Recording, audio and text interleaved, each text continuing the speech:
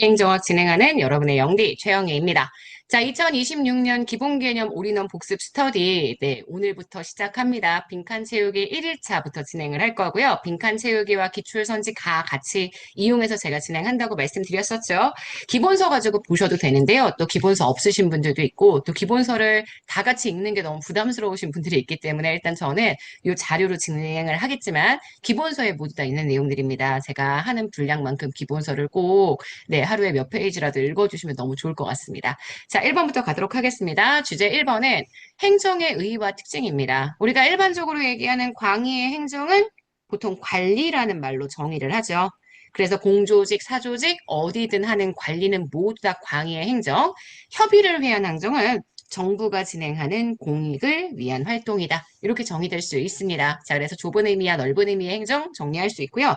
행정학에서 얘기하는 행정은 좁은 의미의 행정입니다. 협의의 행정, 네, 공익이죠. 공공가치라고 표현하기도 합니다. 이 빈칸을 채우는 거에 너무 스트레스 안 받으셨으면 좋겠어요.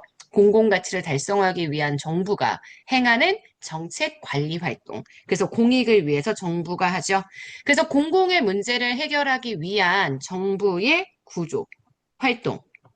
그리고 상호작용을 설명합니다. 이러한 행정의 의미가 최근에 공사 조직 간의 연결 네트워크인 거버넌스의 형태로 나타난다. 제가 이렇게 정리를 했었죠. 그래서 3번 거버넌스 들어가면 되고요.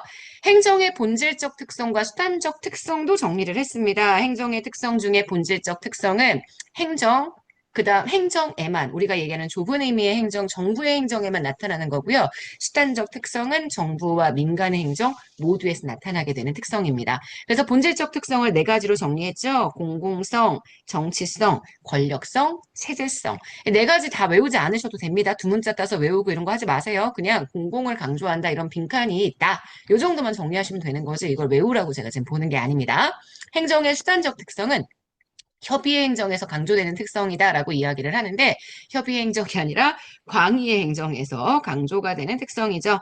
행정의 수단적 특성은 협의의 행정, 강의의 행정 모두 다 강조되는 특성입니다. 그래서 행정, 경영, 둘 다에서 모두 발생할 수 있는 특성이다라고 생각하시면 됩니다.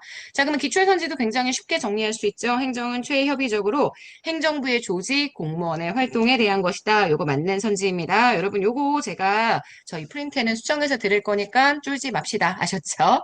자, 그래서 행정부의 조직과 공무원의 활동에 대한 것이다. 협의의 행정으로 이해했을 때 나타나는 특성이니까 맞는 내용입니다. 자, 그 다음 들어갈까요? 두 번째 행정의 성격이요. 시장에서 거래되는 경제재는 소비하는 과정에서 나타나는 경합성, 배제성 이 두 가지가 실제 있느냐 없느냐 이걸 가지고 재화의 유형을 제가 구분할 수 있다라고 얘기했죠. 민간재, 요금재, 공유재, 공공재로 구분할 수 있고요. 대가를 지불하지 않으면 재화를 소비할 수 없는 특성. 우리가 이게 바로 배제성입니다. 대가를 징수하는 특성. 그리고 한 사람의 소비가 다른 사람의 소비를 감소시키는 건 우리가 경합성이라고 이야기를 합니다. 자, 그럼 빈칸을 한번 채워보죠. 이미 빈칸이 채워져 있지만 여러분들은 직접 채우셔야 합니다. 경합도 하고 배제도 하는 재화가 민간재. 그 다음 경합도 안 하고 배제도 안 하는 재화가 공공재. 이렇게 두 개는 보기가 되게 쉽다고 얘기를 했고요. 배제는 하는데 경합을 안 한다. 돈이 되게 중요하다고 했습니다. 요금제. 그리고 경합은 하는데 배제를 안 시켜서 고갈될 수 있는 위험성이 나타나는 건 공유제. 이렇게 내용을 얘기했습니다. 보실 때 빈칸을 그냥 외우려고 하지 마시고 빈칸 보실 때는 항상 제가 이렇게 지금 보시는 이렇게 분류 기준을 정확하게 보셔야 한다는 얘기들 진짜 많이 드렸습니다. 아시죠? 자, 5번입니다. 민간재 중에 기본적인 수요조차 충족하기 어려운 사회적 취약계층을 위해서 정부가 부분적으로 개입해야 하는 재화, 우리가 이런 재화는 가치재라고 이야기를 합니다. 자, 요금제는 경합성은 없으나 배제성이 있는 재화입니다. 시장을 통한 공급이 가능한 재화이긴 하지만 제가 얘는 냅두면 보통 자연스럽게 독점이 될 수 있는 성격이 엄청 강하다. 이렇게 얘기를 했습니다. 그래서 자연 독점 6번에 넣어주시면 되겠습니다. 자, 경합성과 배제성을 고려할 때 등대는 전형적인 공공재, 제가 사진으로까지 보여주면서 설명했던 부분이고요. 공유제의 비극과 같은 시장 실패를 해결하기 위한 방법은 여러 가지가 있지만 재산권을 명확하게 만들어주는 것도 여러분 방법이 될 수 있기 때문에 맞는 선지가 됩니다. 자, 이렇게 해서 두 번째 주제 마무리했고요. 세 번째 주제 가볼까요? 자, 주제 3, 행정의 시대적 변천. 제가 역사적인 과정으로 쭉 설명했던 부분입니다. 11번부터 갈게요. 19세기 자유주의 국가, 근대 입법 국가라고 이야기했죠. 주권은 누가 가지고 있느냐? 국민이 가지고 있습니다. 그리고 의회를 통한 민주주의가 발달되어 왔죠.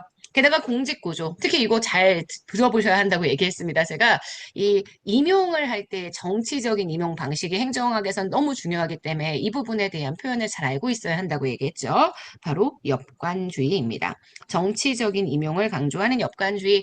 그래서 행정이 독자적인 성격을 가지 못하고 완전히 정치에 종속되어 있다고 얘기를 했죠. 자, 그러다 현대 행정국가가 됐습니다. 등장했던 제일 큰 계기는 바로 경제대공황이었고요. 이 경제대공황을 해결하는 과정에서 수요 중심의 경제학자 케인즈라는 학자가 등장을 했고 실제 구매력을 갖출 수 있는 수요가 중요하다. 유효 수요 이론을 설명했습니다. 수요 중심의 학자라고 이야기했었던 거 기억하시죠? 그래서 현대 행정국가가 이 대공황을 해결하기 위한 케인즈의 뉴딜 정책부터 시작이 되어서요. 존슨 행정부가 위대한 사회, 그레이트 소사이어티, 위대한 사회 프로그램을 만들면서 절정에 달했다라고 말씀을 드렸습니다. 4번입니다.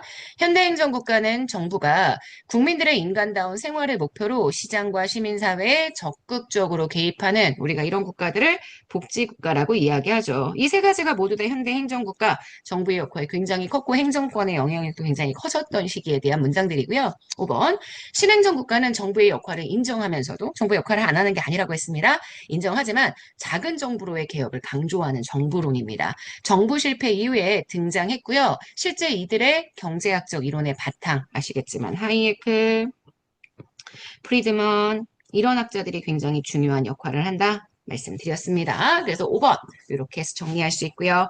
자, 기출선지 볼까요? 대공황 이후의 케인즈주의, 루즈베트 대통령의 뉴딜 정책은 큰 정부관을 강조했고요.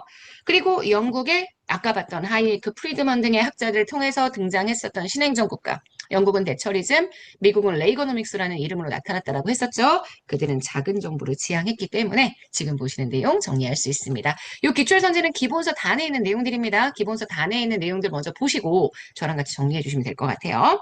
자, 주제 4, 정부 간의 변천입니다. 네, 정부 간의 변천, 보수주의, 진보주의 있죠? 자유시장 장점에 구두인 신념이 있고 정부 개입을 불신하는 것은 네, 보수주의. 우파 이렇게 얘기했죠.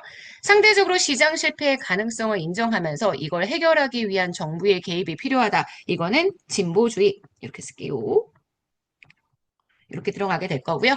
그래서 진보주의는 정부가 개입해야 한다고 봅니다. 정부에 대한 불신이 강하고 정부 실패를 우려한다. 이건 오히려 보수주의의 특징이고 진보주의는 정부가 잘할 수 있다. 시장 실패를 정부가 해결할 수 있다. 정부의 역량을 더욱더 크게 생각하는 그러한 입장이라고 보실 수 있겠죠. 그래서 요거 맞는 선지가 됩니다. 자, 이렇게 복습하려고 합니다. 기본서의 내용들을 제가 좀 요약해서 빈칸 채우기를 만들어서 정리하고요.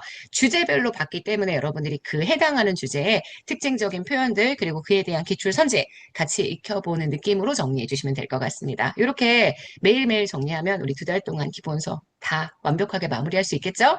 자, 여러분들이 잘 공부할 수 있는 페이스메이커의 역할 제가 해드릴 테니까 매일매일 빠지지 말고 저랑 같이 꼭 읽어주셔야 합니다. 오케이? 네, 여러분 오늘 하루도 정말 여러분 거예요. 내일 아침에 만납시다. 여러분 안녕.